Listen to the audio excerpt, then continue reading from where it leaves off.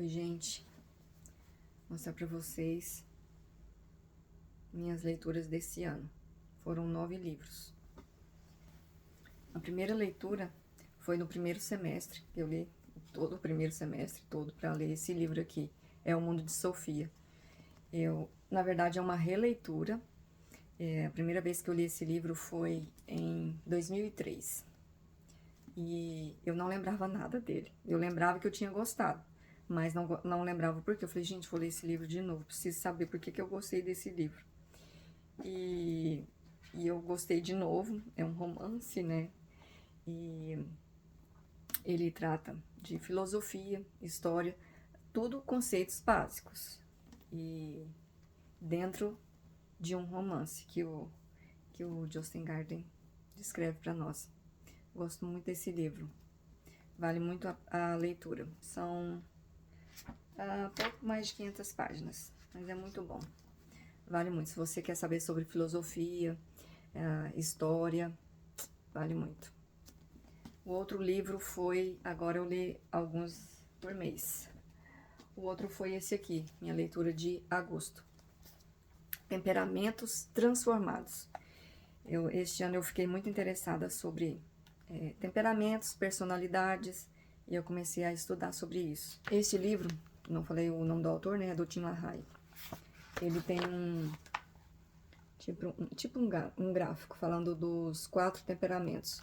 Hoje já se fala que tem 5, o supino também, mas esse autor, ele não fala sobre ele aqui. Se você não sabe qual o seu temperamento, aqui tem um resuminho muito bom. E ele fala o colérico, sanguíneo, fleumático e o melancólico. Algumas características, só para você ver se você se identifica. O colérico. Os pontos positivos do colérico. Líder nato. Ele é independente, otimista, prático, eficiente. E os defeitos. Sarcástico, impaciente, vaidoso. São algumas para você se identificar. Agora, o sanguíneo. O sanguíneo, ele é comunicativo, ele é afável, simpático. Alguns defeitos. Ele é volúvel, indisciplinado. O sanguíneo é assim. Hoje, ele tá super animado. Não, vamos fazer alguma coisa? Vamos. Aí, amanhã, na hora do compromisso, não, dá alguma desculpa e não vai. Esse é o sanguíneo. O melancólico. Melancólico, a própria palavra já diz, né? Ele é mal-humorado, pessimista, confuso, antissocial. Eu acho que essa é uma das grandes características do melancólico, gente, antissocial. Agora, qualidades, né, também. Habilidoso, minucioso, sensível, gente. Essa é uma grande também qualidade do melancólico, sensível. E o fleumático é aquele calmo, tranquilo, o mundo tá caindo e ele tá lá, não, isso vai passar, e assim mesmo. Então, só para vocês terem uma ideia, e ele fala também, achei bem interessante, alguns personagens da Bíblia, ele cita aqui qual personagem da Bíblia se encaixa nesses temperamentos aqui. O Pedro é sanguíneo, Paulo é colérico, Abraão é fleumático e Moisés melancólico. E ele fala de outros aqui, mas esses são os principais. Vale muito a leitura. Agora a leitura do mês de setembro foi esse aqui, Identidade, do T.D. Jakes. Eu já tenho um livro só sobre esse livro. Eu vou deixar aqui embaixo na descrição, caso você queira ver os detalhes desse livro. Muito bom também. Esse aqui foi minha leitura de outubro. Eu também tenho um vídeo só sobre ele, é do C.S. Lewis, Cartas de um Diabo ao Seu Aprendiz. Gente, esse livro é fantástico. Vale muito, muito a leitura, tá? É muito bom esse livro. Eu vou deixar aqui na descrição o link do vídeo, caso você queira saber mais sobre o livro. Este aqui também foi do mês de outubro, A Arte e a Bíblia. Ele é fininho, eu li assim, uma sentadinha só, muito bom, várias marcações. Mas eu vou citar essa, ele fala lá do versículo de Êxodo, onde Deus proíbe fazer imagem e semelhança. E aí, aqui embaixo, ele argumenta que não é proibido, ó, eu vou ler aqui o trechinho aqui. O mandamento não é contra a arte, mas contra a adoração a qualquer coisa além de Deus. Ou seja, contra a adoração à arte, sim, é proibido, mas produzi-la, não. Essas são as palavras dele. E ele vai falando sobre a música, sobre o templo, como Deus ama a arte, as minuciosidades que Deus deixou para fazer o tabernáculo, os templos, tudo. É muito bom. E assim, durante a leitura, foi me levando a um pensamento, gente, então a nossa vida também é uma obra de arte. E o que ele fala, na última parte, eu já estava com esse pensamento, e quando eu vim aqui, é o último tópico, ó, é o último tópico do livro, A Vida Cristã como uma Obra de Arte. Achei muito bom isso aqui. Ele fala que a nossa vida tem que ser uma obra de arte. Vale muito a leitura. Essa foi uma indicação que eu peguei do Israel Subirá. Esse livro aqui é o livro do Philip Yancey e do Dr. Paul Brand. Ele é feito de modo especial e admirável. Eu tenho esse livro desde 2009. Não, 2008. Eu tinha o costume de, quando comprar o livro, eu coloco a data e o valor dele. Foi R$19 esse livro. Em 2025 que eu vim ler. Mas foi uma leitura muito boa. Não foi fácil, porque ele fala sobre anatomia humana comparando com o corpo de Cristo. Ou seja, ele fala com o corpo físico comparando com o corpo de Cristo, que seria a igreja. Então, eu não, assim, achei um pouco difícil a leitura dele. Assim, não é impossível, né? Mas é bem mais devagar e tem alguns termos que a gente não é familiarizado, mas eu gostei muito do livro também.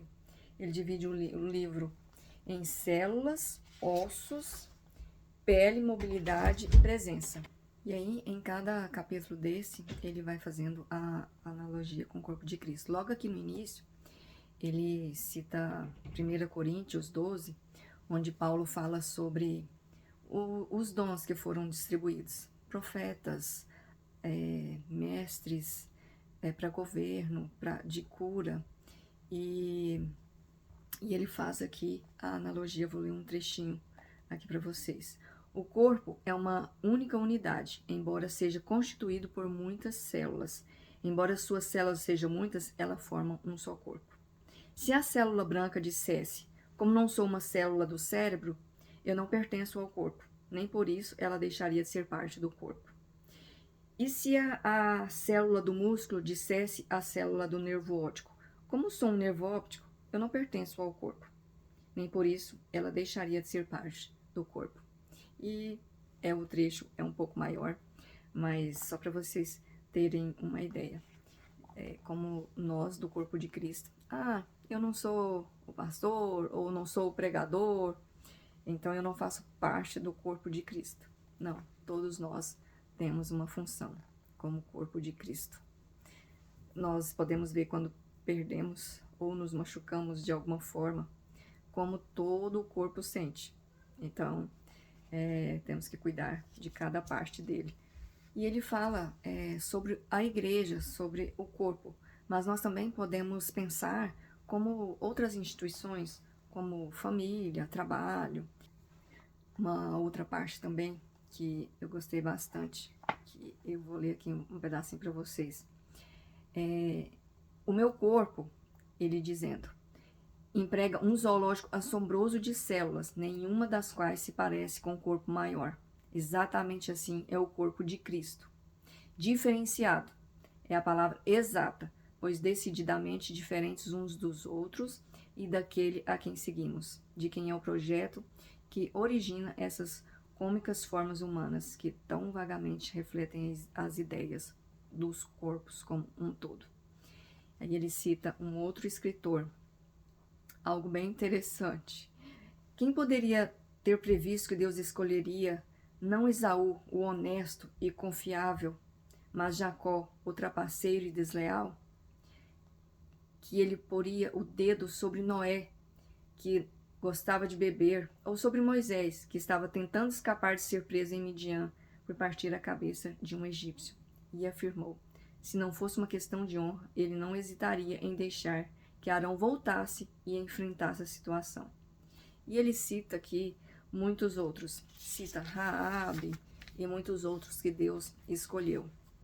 E depois de citar muitos outros, ele finaliza o seguinte: eu poderia facilmente abanar a cabeça, desaprovando o absurdo do empreendimento inteiro, ao que tudo indica, fadado ao fracasso. Jesus orou para que nós sejamos um, como ele é, Deus Pai, são um. Como é possível que um organismo resultante de tal diversidade consiga ao menos uma aparência de unidade? É só feito por um projeto de um Deus único, não é mesmo? Fala sobre as células brancas, que eu também achei bem interessante. Ele cita que as células, as que têm as funções de nos defender, quando elas começam a atacar o próprio corpo, se torna o câncer. E até a época que ele escreveu esse livro, eu não pesquisei para saber se já existe hoje, se já sabem, mas ele fala que os médicos nunca conseguiram entender o porquê que essas células começam a atacar o próprio corpo, causando assim o câncer.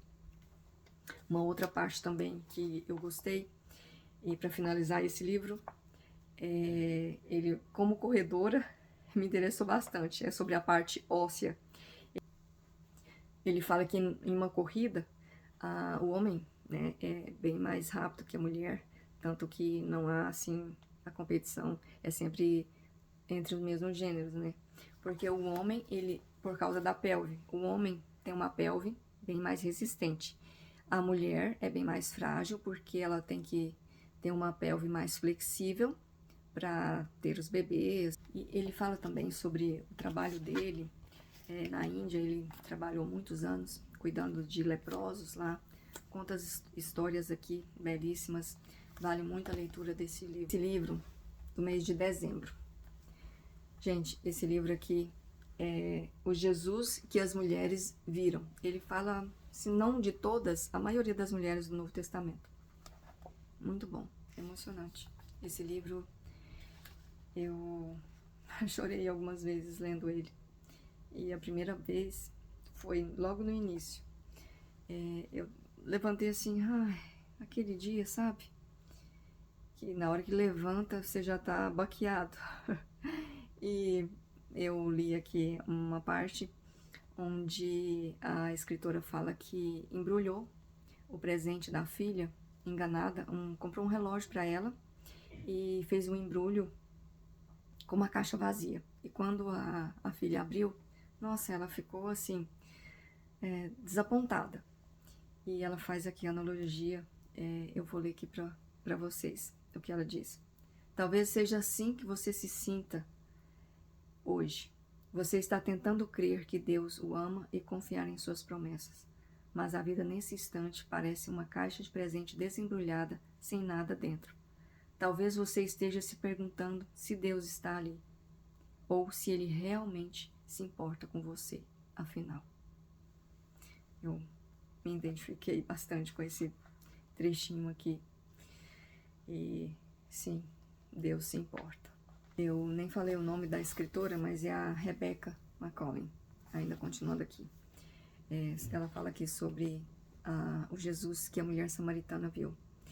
E aquela mulher marginalizada, ela ia para tirar água no poço no horário mais quente, porque ela não aguentava mais os julgamentos, os olhares de acusação.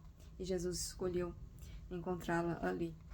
E a escritora descreve aqui como aquela mulher viu Jesus. Aí ela diz: por mais insignificante que nos consideremos, por mais marginalizados que nos sintamos, independentemente de quantas vezes fomos abandonados e excluídos, aqui vemos Jesus como Deus que gosta de dedicar seu tempo a nós. E ele fala sobre Maria, Marta, Maria, Mãe de Jesus, Maria Madalena, todas. É muito bom esse livro, vale muito a leitura, fica aqui a dica. E o último livro que eu li foi esse aqui, que também tem muito tempo que eu tenho esse livro. Deixa eu ver aqui, ó. Gente, é de 2009 também, 2009, foi R$ 9,90 o livro. E agora que eu vim ler, não foi um livro assim que eu gostei muito, o nome dele é Pequeno Manual de Filosofia para um Papo Cabeça. Ele fala desde a entrada no elevador, ao prato inicial, depois ao prato principal, depois a hora do vinho, sobremesa. Para cada hora dessa, ele fala sobre um assunto. Eu gostei aqui do elevador, do papo do elevador. E você tá ali no elevador, numa conversa informal, e a pessoa te chama de ignorante, por falta de conhecimento. E você não se importa, você já é um filósofo. Ele cita aqui Epicteto, que ele diz que não é por dar grama aos pastores que as ovelhas comerão bem, mas quando elas dão leite do lado de fora e lã. Eu gostei bastante disso aqui. Não é porque você sai por aí falando à torta direita que você tem o conhecimento. Mas este foi o meu último, então, livro que eu li agora no finalzinho de dezembro. Esqueci de falar de um dos livros, que é o Desbloqueando a Identidade, do T.D. Jakes. Ele é um devocional de 90 dias. Foi um dos livros também que eu li. Falei que eram 9, né? E esqueci de falar desse. Então, estão aí minhas leituras. Foram 9 livros apenas, mas tinha muito tempo que eu não lia, assim, esse tanto de livro. Eu já fui uma leitora mais assídua. Esse ano de 2003 mesmo, que eu li O Mundo de Sofia, eu cheguei a ler 60 livros. E eu já estava na faculdade. Mas esse próximo ano agora, quero ler mais.